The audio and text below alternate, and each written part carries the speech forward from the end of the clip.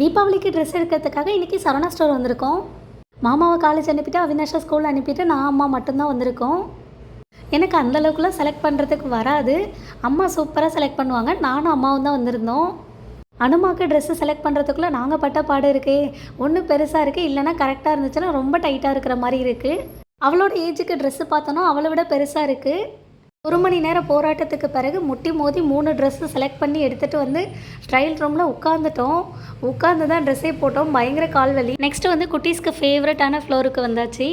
ரொம்ப அழகாக இருந்துச்சு சேர்லாம். ஆல்ரெடி நம்ம வீட்டில் குட்டி சேர்லாம் இருக்குதுன்னு சொல்லிட்டு அனுமாவை அப்படியே அழகாக தூக்கிட்டு வந்துட்டோம். சரி வந்ததும் வந்து ஒரு டெடி பேராவது வாங்கிட்டு போகலான்னு பார்த்தா அனுமா அதெல்லாம் வேணான்னுட்டா. எனக்கு செம்ம ஷாக்கிங். போதுண்டா சாமி அப்படின்னு சொல்லிட்டு அந்த இடத்த விட்டே காலி பண்ணி தூக்கிட்டு வந்துட்டேன். நிலைவாசலில் கட்டுறதுக்காக ஒரு தோரணம் ஒன்று வாங்கிட்டு ட்ரெஸ் எடுக்க போனதேனோ எல்லாருக்கும் எடுக்கிறதுக்காக தான் போனோம். அங்கே போனால் தம்பி பாப்பாவுக்கு செலக்ட் பண்ணி எடுக்கிறதுக்குள்ளேயே மதியம் 1:30 மணி ஆகிடுச்சு.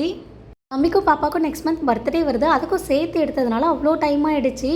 சரி ஓகே நமக்கு இன்னொரு டைம் வந்து எடுத்துக்கலான்னு சொல்லிட்டு கிளம்பிட்டோம். பில் போடுறதுக்காக போயிருந்தேன். அந்த கேப்பில் அனுமா இந்த காரில் உட்காந்து விளையாடிட்டு இருந்தா. காருக்கு வாய் இருந்தால் கண்டிப்பாக கத்தி அழுதுருக்கும். அந்த டார்ச்சர் பண்ணி வச்சுட்டா அந்த காரை. கார் வந்து போக மாட்டேங்குதுன்னு சொல்லிட்டு அம்மா நீ வந்து பின்னாடி தள்ளுன்னு சொல்லிக்கிட்டே இருந்தா.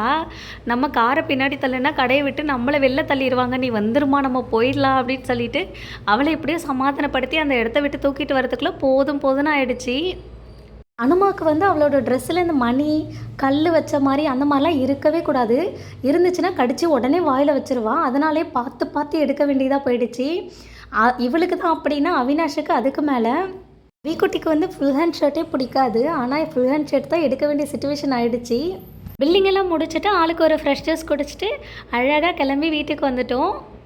அனுமாக்கு எடுத்த ட்ரெஸ்ஸில் எந்த ட்ரெஸ் நல்லா இருந்துச்சுன்னு சொல்லிட்டு கண்டிப்பாக கமெண்ட்டில் சொல்லுங்கள். நம்ம வீடியோ பிடிச்சிருந்தா நம்ம சேனலை சப்ஸ்கிரைப் பண்ணுங்கள். Bye friends.